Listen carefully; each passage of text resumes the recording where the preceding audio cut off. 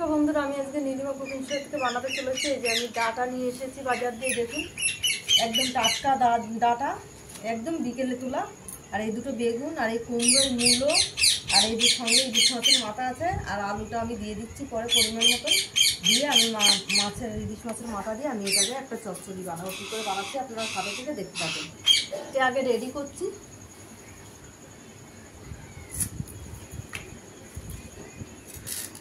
এইভাবে আমি সব ডাটাটাকে কেটে নেবো, তারপর আলু কুমড়ো সঙ্গে কেটে নেবো। আলু কুমড়ো, বেগুন আর মূলো, খুব টেস্টি হয় খাওয়া চচ্চড়িটা। মানে করতে পারলে জল জল থাকলে হবে না, একদম শুকনো তেল বেরিয়ে আসবে।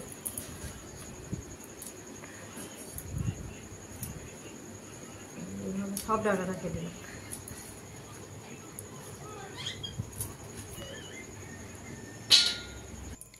বন্ধুরা, আমি কড়াই বসিয়ে দিচ্ছি, কড়াইতে তেলও দিয়ে দিচ্ছি। একবারে পরিমাণ মতন তেল দিয়ে দিলাম। তেলটা গরম হয়ে গেলে আমি মাছের মাথাটা ভেজে একবারে সবজিটা বসিয়ে দেবো আমি ফোড়ন দিয়ে। বন্ধুরা, আমি একবারে 5 ফোড়ন দিয়ে দিলাম।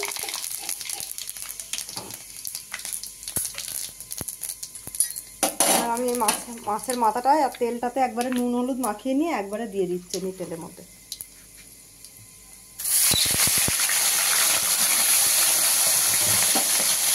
ভাজা হয়ে যাবে, একবারে সবজি দিয়ে দেবো আমি।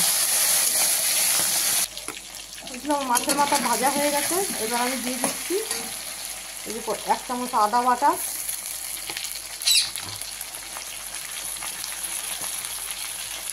আর ছোট চামচের 2 চামচ জিরা ধনের গুঁড়ো,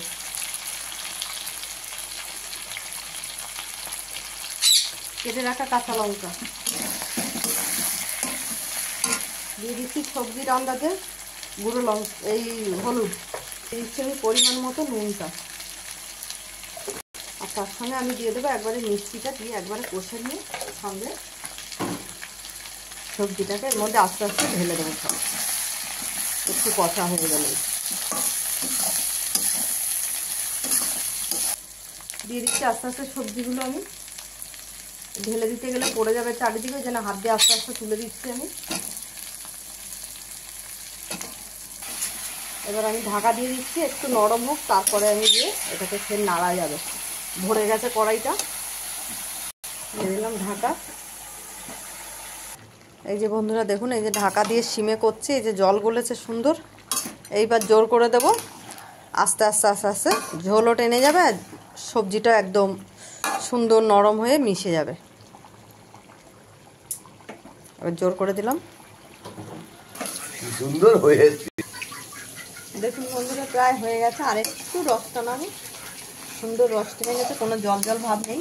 আরও তেল বেরিয়ে আসবে আস্তে আস্তে, পুরো মজে গেছে বন্ধুরা, হয়ে গেছে। এবার আমি গ্যাস নিভিয়ে দিচ্ছি।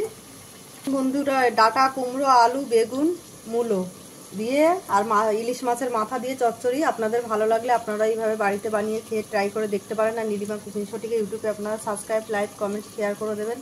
আর ফেসবুকের বন্ধুরা আপনারাও লাইক, কমেন্ট, শেয়ার করে দেবেন। আর নীলিমা কুকিং শো বলে পেজ খোলা আছে, সেখানে ফলো করে লাইক, কমেন্ট, শেয়ার করে দেবেন।